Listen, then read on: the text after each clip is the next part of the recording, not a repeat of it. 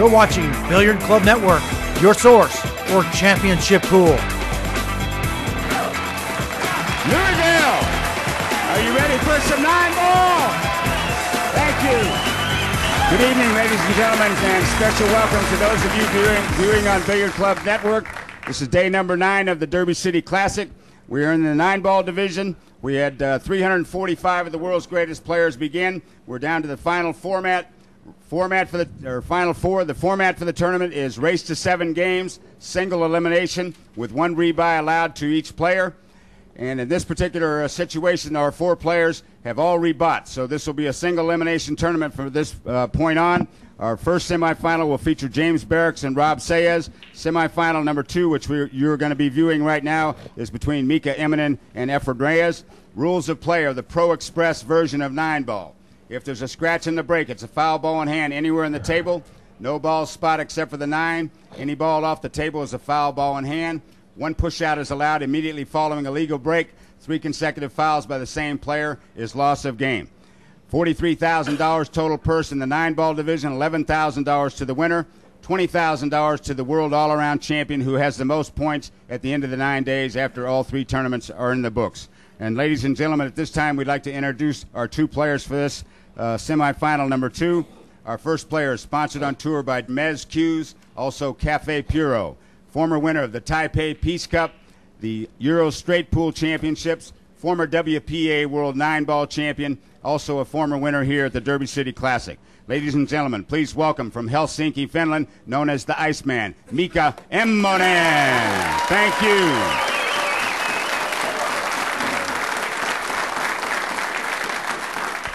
His opponent is sponsored on tour by Puyat Sports, player representative for San Miguel Beer and Jack Justice Cases. 2-time World 8-Ball Champion, former winner of the ESPN Ultimate 9-Ball Challenge, 3-time World All-Around Champion, our defending champion, an international superstar known as the Magician. Please welcome from the Republic of the Philippines, Mr. Efren Reyes.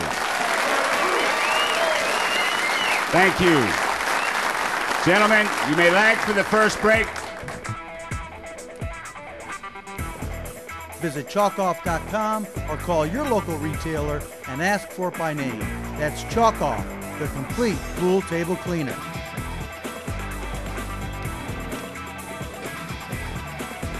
So Immonen wins the lag.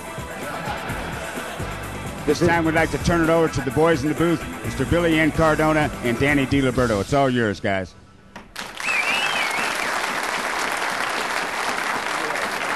Billiard Club Network presents from the Executive West Hotel in Louisville, Kentucky, the 7th annual Derby City Classic. Along with Danny DiLiberto, this is Bill and Cardona. And Louisville plays host to a standing room crowd only, Danny. This is the 3rd division of this tournament. There was a bank pool division, a 1-pocket division, and now this is the 9-ball division. There are only 4 players left in a field of 345 to see who is crowned champion of the 9-ball division. The feature matchup this evening is between Mika Immonen and Efren Reyes. Danny? Well, we're televising this particular match, but we have the other semifinal going on the other table. Rob Sayez and Jamie, what was it? Barracks. Jamie Barracks. And the reason I didn't know the name that well is he's a new player. I never heard of him, really, but he's in the Final 4. So that's the winner of that table plays the winner of this table. Keep in mind, this is a very short race to 7, and the difference in playability is actually the difference in the quality of play between these 2 players is very little when you're playing 9-ball, particularly in a short race to 7. Now, Reyes is considered the best player in the world today, but Mika Immonen isn't far behind. Well, he was ranked number 1 one particular year. But here, the big thing about this short race is balls go on to break on this table. And when you break from the left side, the left corner ball goes in this left pocket and vice versa. So I expect whoever breaks is going to have a chance to run out. Well, it was really important for Mika to jump out of the gate quickly. He had a good opportunity in rack number 1, as you just saw, but was unable to put down the 1-5 combination. Now, Reyes steps to the table. All balls are in the open.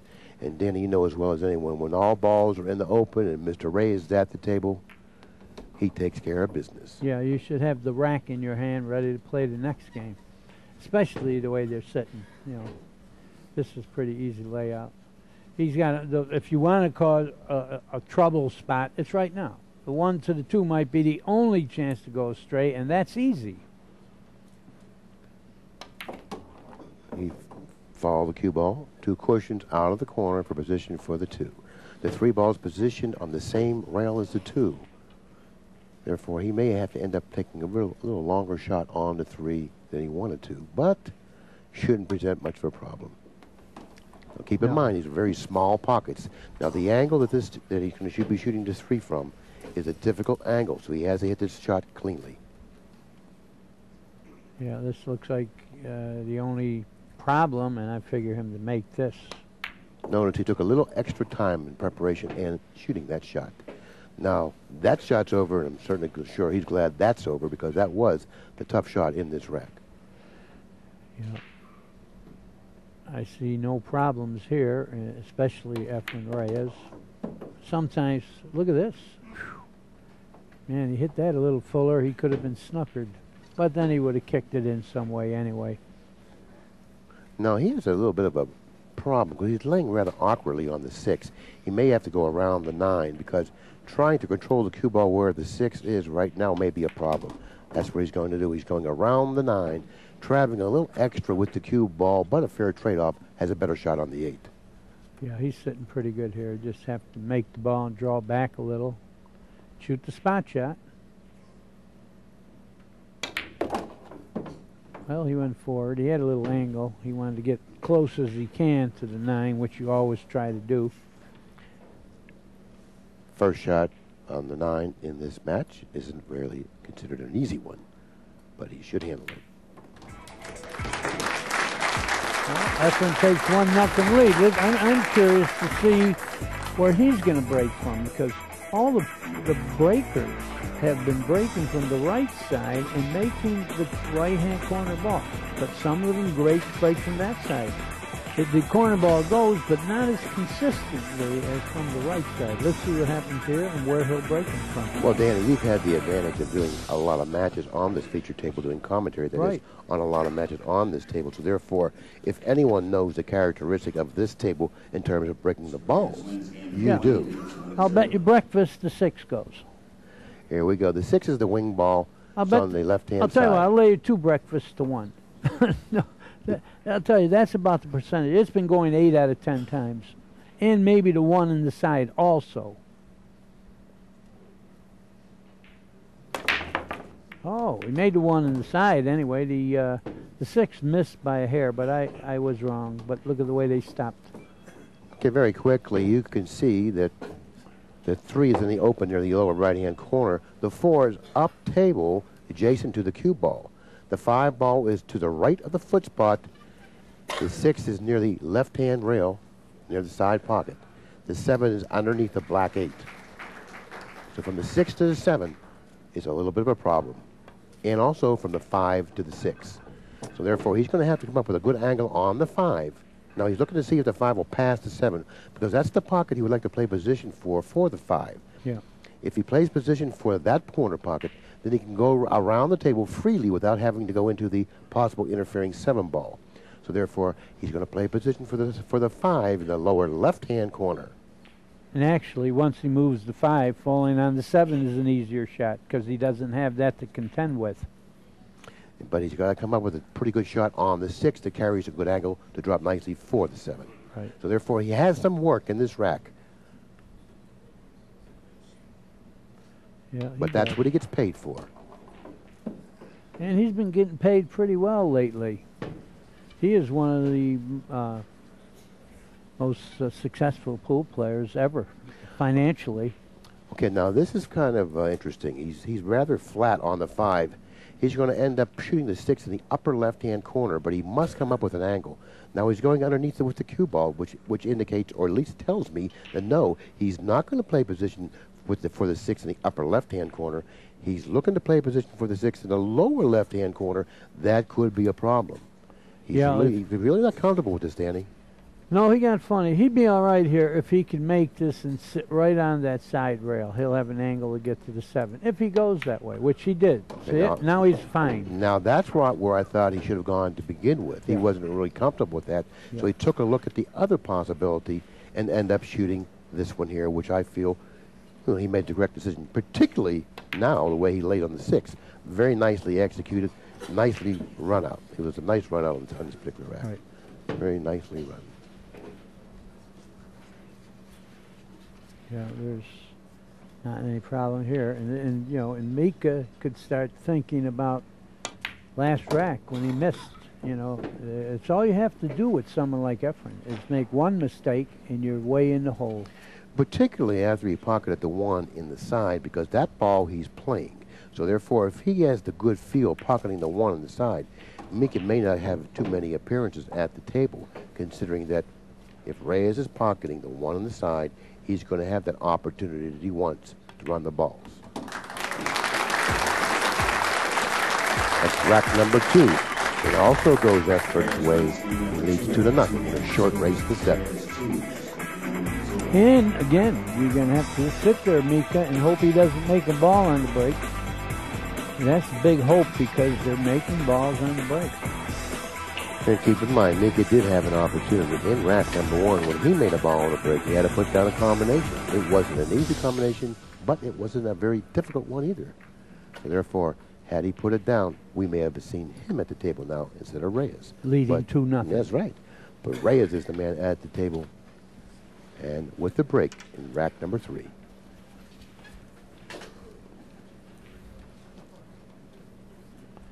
See, he's going to stay with that break because, like you say, he's played a few games here, and I have watched a few, and it's the corner. I say the 8 goes in the right-hand corner pocket. Straight in. Notice the 1 on the side. Right. That's the ball. Both of those been going. But that's the ball he's going to get paid off for, the 1 on the side. Fortunately for Immonen, the 2 ball found a position but behind the orange 5, not allowing Reyes at the table with an offensive shot. He has to look elsewhere. I think he's going to try to fan the 2 and put him behind the 9. He's got a good safe there, and he's got such good cue ball control. That's what he's doing. Excellent observation, and you hit it right on the head when you said he's got great cue ball control. And I've been talking for days about when you're going to snooker a guy, it's way bigger if you freeze the guy on the ball you're snookering him with because it takes away a whole bunch of kicks. Now, that's the strength of being able to pocket balls on the break, and I said a little earlier that if he's pocketing the 1 on the side with regularity, then he has control of the table. When you give Efren Reyes control of the table, it doesn't much matter if the ball's laying well or not. He's going to figure out a way to win the game. You know what he's got here, Billy? I don't know if he knows it himself. He's got that trick shot where you shoot into the rail and hop over the 9. You see it, the side rail? I don't know if he's going to hit it anyway. You know the shot I'm talking about? I mean, he's going to elevate, hit the side rail. Elevate a little, hit the side rail, goes right over the 9, and you got a chance to make the 2. Well, you know, you're a very, very creative man, I mean, a very creative player. And the more I look at this situation, the more I have the tendency to agree with that. Yeah. If he elevates over the 9, shooting the cue ball into the right side rail, the cue ball will then jump over the 9 and hit the 2.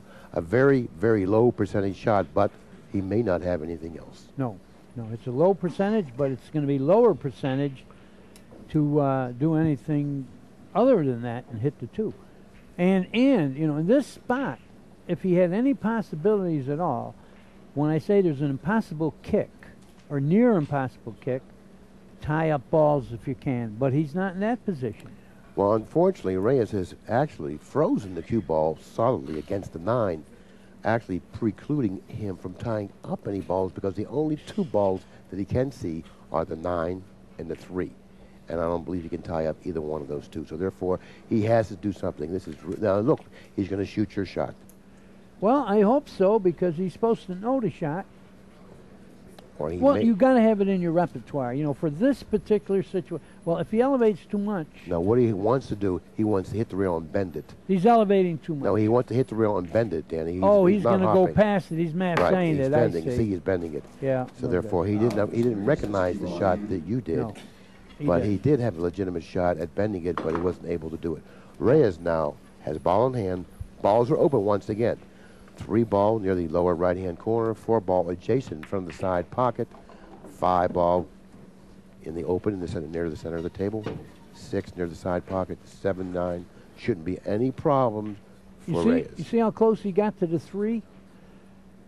When you're playing out there, trying to get close when you can get a chance to do that. You know, you could be a foot more away, but if you got a chance to get close, do it if it's not affecting pocketing. Now he's going to go around table again here. 1, 2, 3 cushions. He's going to get close to the 5, and he's going to go toward the 5 in line. That's why he played position like that. He's got to draw it back a few feet and get straight in. No, you don't have to. You just stop it and shooting it in the corner. Yeah, don't do more work than you have to. Well, particularly if you feel good about your ball pocketing. Yeah. You know, if you can pocket balls, you're comfortable with your ability to pocket balls, then you play position for the corner more often. And I feel that if once you do that, I think that your run-out percentage goes way up because when you move the cue ball. And you know, over the years, we've seen Efren play real well. Right. Right? But when he gets in this kind of gear, it looks like he's never going to miss. I'm sorry, I cut in on you. Go ahead. Reyes wins game number 3. After 3 games, he scores Mr. Reyes 3, Mr. Eminem 0. Time on Mr. Reyes. You've been around the game probably as long as any of us. You've hosted 27, I believe, U.S. Open tournaments. This year, I'm proud to say, Billy, it's my 30th. So, oh my, I do apologize. Where have you been? I'm sorry. See now. Okay. Of the 30 tournaments, or of the 29 you have hosted, in your opinion, who's the best player you've ever watched play the game? Well, are we talking about tournament play? Talking about the U.S. Open? Yes, we are. Well, you know, it's a very tough question. In the early years, Mike Siegel, hands down. Mm-hmm. After Siegel, and still to this day, Earl Strickland. Mm-hmm. But listen, Reyes, it's amazing. He won it one time in '94, and Nick Varner's the only person to ever win it back-to-back in '89 and '90. Mm-hmm. Reyes was in the finals 4 years in a row, which he could have won 4 years in a row. But, you know, it's a tough question. Back in the late 70s, early 80s, Mike Siegel, hands down, greatest player. And then, of course, Earl took over after that, and is still playing great pool. And look at Reyes. Strong, strong, strong. Well, Reyes is just so it's a tough question to answer for one person. It's 70s, 80s, 90s. Now we're in the year 2000. Right. So and beyond. So it's a tough question. So I hope I answered it okay. You did a good job. Okay. Thanks. You know, Efren Reyes is. Okay, you're going to have the U.S. Open once again this year, and what are the dates of that? Yes, sir. Proud to say again, the 30th annual U.S. Open 9-ball championships will be held September 19th through the 25th at the Chesapeake Conference Center in Chesapeake, Virginia, the Big 3-0. But prior to that, if I can get a plug in, I'm going to host the Masters again. Oh, I see. At Q Master Billiards. The Masters is back at Q Masters, May 24th through the 28th. Open to 128 players, $200 entrance fee. Anybody can play, and I'm adding 10,000.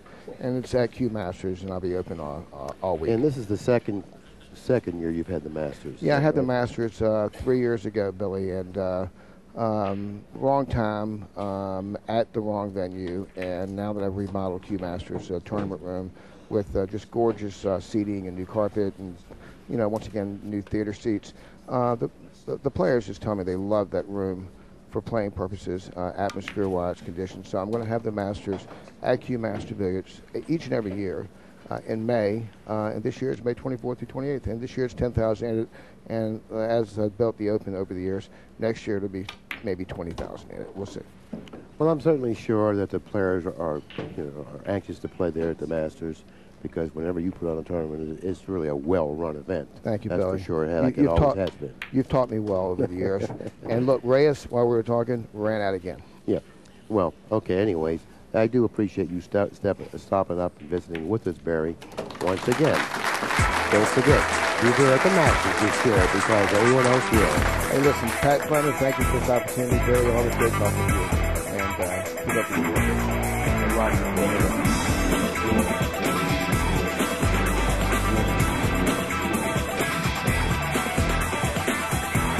Okay, well, actually, I do apologize for digressing with Barry, but Ray is sit there and wait what he does. Barry, thank you Yeah, for we didn't miss much really because he just ran a boring rack. It looked like it was easy, so nothing exciting happened. It's when a player's playing real well, it looks easy. Well, Mika Immonen in the chair, really not happy with the turn of events here. You know, had an opportunity in game number 1 and has yet to make another appearance at the table. Oh, he did when he was hooked solidly behind the 9. 7 ball. Ooh, he missed. But the 1 in the side went again. I want to bring that to a powerful. Yeah, but once again, the 5 ball came in between the cue ball and the 2 ball, and he's going to have to do something with this particular shot. Danny? Interesting stats. Efren is shooting 1,000, and it looked like Mika was shooting 303, 333. But that's because, yeah, he made 1 ball, that's why, and then an error. Now, I'm surprised to see Reyes take this shot because he doesn't have much ball to work with, meaning that it's going to be very difficult for him to control the cue ball. So he's opting to push. Okay, what's the plan here? You know, he has a cross bank on the 2. I do believe he will take this with inside English and hitting the thin side of the 2.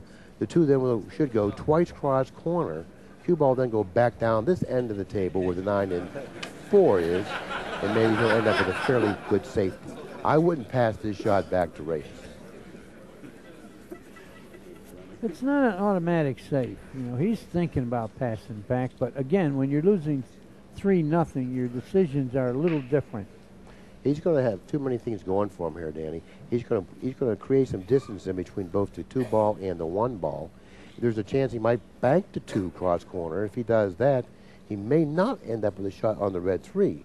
So therefore, he has to shoot the shot on the thin side and not really trying to bank the 2 cross corner. Play safe all the way here.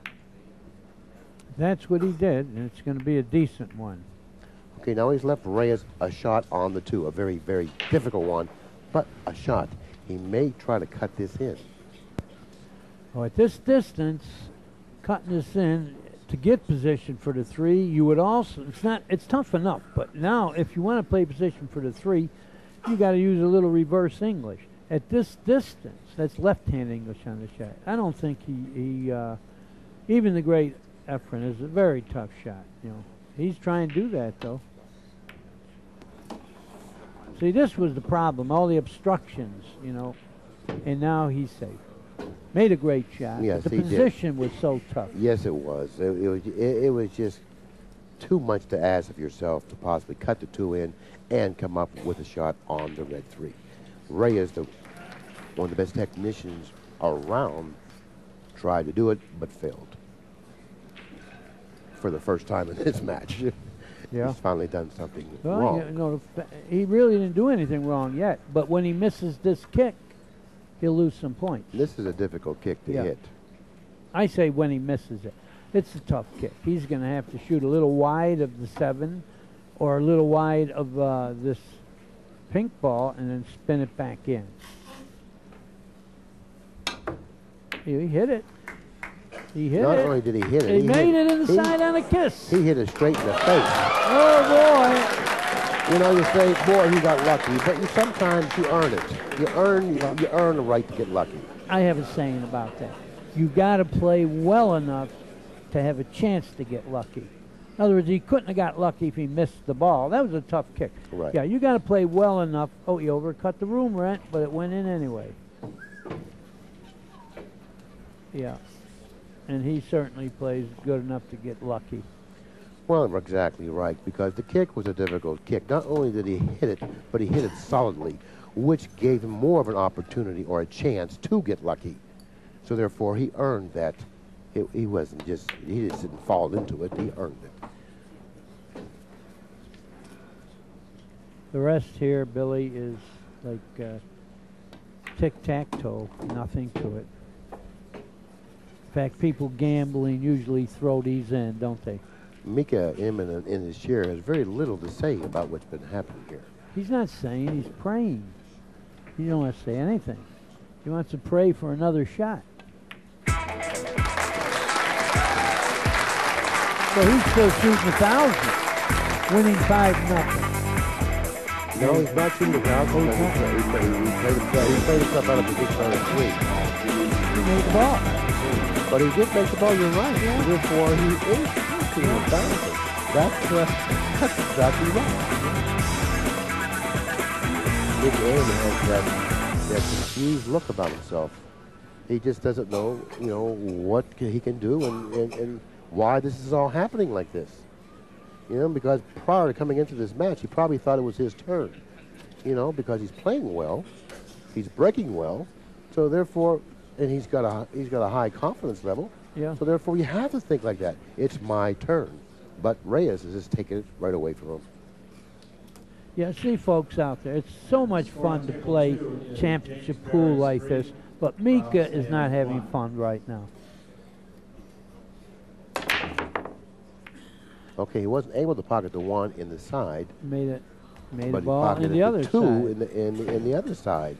And he's got a shot. And he's got a nice angle on the 1 to play position for the 3. Right. In other words, what Billy's saying is, you only have to make the 1 and you're on the 3. It isn't like you got to do anything extra. So just pocket the 1, you're falling on the 3.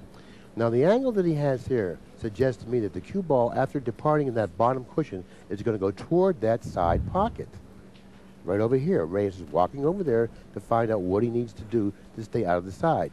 Now if he applies English on this shot, then he decreases the accuracy of the shot. So therefore, this shot isn't that simple. He's going to put a little left on it, I believe. That'll straighten it out, and he won't have to worry about the side. Oh, look at this shot. Oh, he didn't want to fool the side at all. How you like that? That's right. He well, says, plus he needed to get back down here for the 4. That was another reason he went that way. And that's why he's smarter than you and I. oh, most certainly. Yeah, you know what I'm talking about. We're looking at coming to the 3, 2 rails, but then position from the 3 to 4 would be tough. He already looked past that.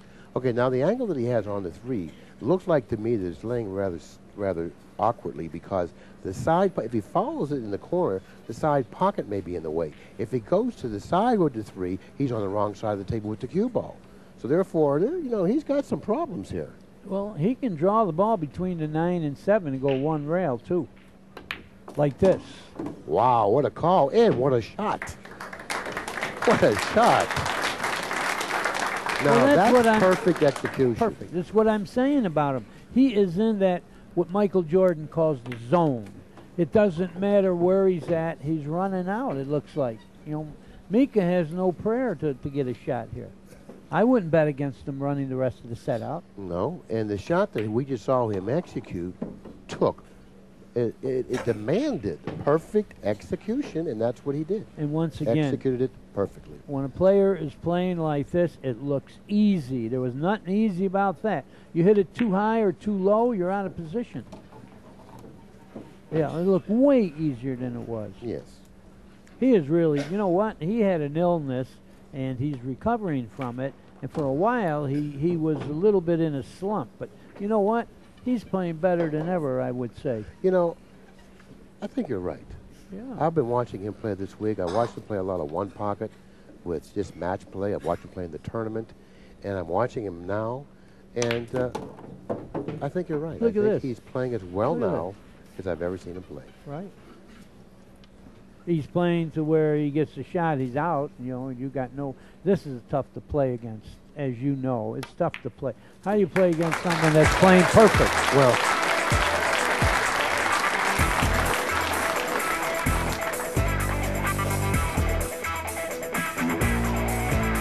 yeah, he's a hell of a player.